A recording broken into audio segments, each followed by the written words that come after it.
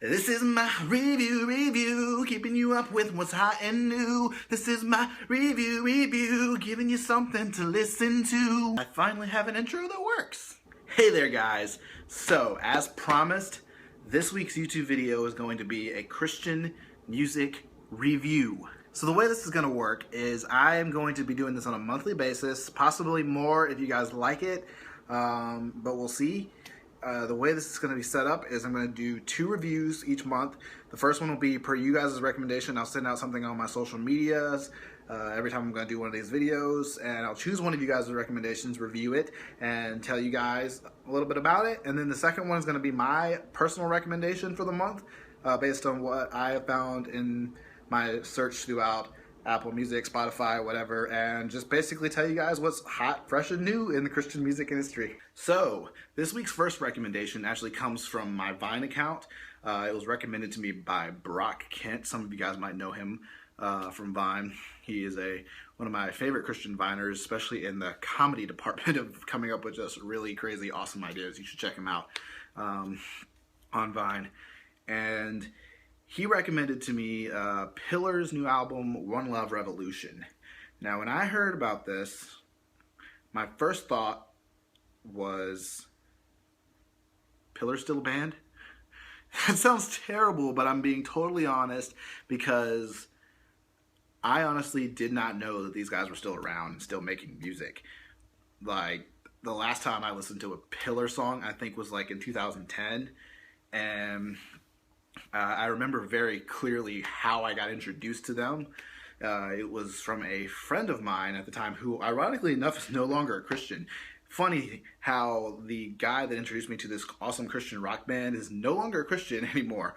But I remember him giving me this mix CD when we were working together, and it was kind of like during that time when I was getting more into heavier music and wanting to find out more about what the metal heavy music scene was all about. And I remember him giving me this CD. This was the CD. It wasn't really that heavy, but it was kind of like that stepping stone for me to get transitioned into that.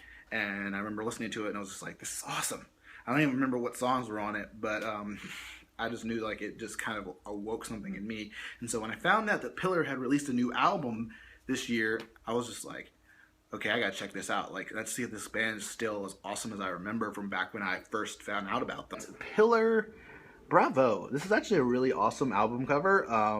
It kind of reminds me of the whole, like, bro fist thing where you do the explosion thing at the end, but it's more of like this. But you guys are kind of doing more of like the collision Clash of the Titans kind of thing.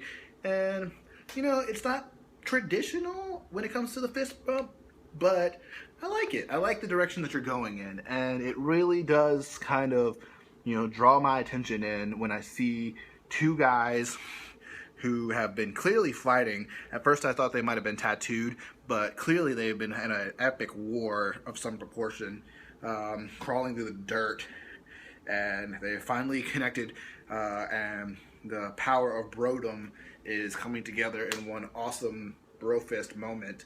And they have captured that essence on this amazing album cover. So Apple Music is supposed to sync across all of my devices. So let's see if it actually synced the album onto my iPad here, since I purchased it from my iPhone.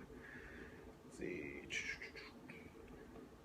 Nope. I'm going to have to pull it up on YouTube here. Okay, so I'm going to pull up a little bit and play a little bit of the song that is my favorite from this album. That just really, out of all the tracks, this one really stood out to me, and so this is the one that I'm going to personally just kind of recommend as an introduction for people to start listening to it, and then give my final review for the album overall. So this, I've searched it on YouTube. I found a video, and it hopefully will actually play. There's only one that I could find that actually had that song, so I'm kind of worried because I don't know if you guys have ever like gone try to search for like an album that's a song that's not really like the big single from an album, and then you go to play it and then it's actually not the album, and then I want to listen to it. I'm just like, YouTube, you have failed this city. Praise Jesus, it actually has the song.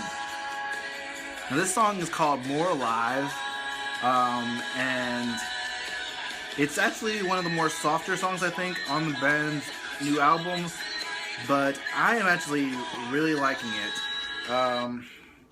That's just a taste for you guys, because YouTube is funny about playing music that you don't own the copyright to, so that's all you get.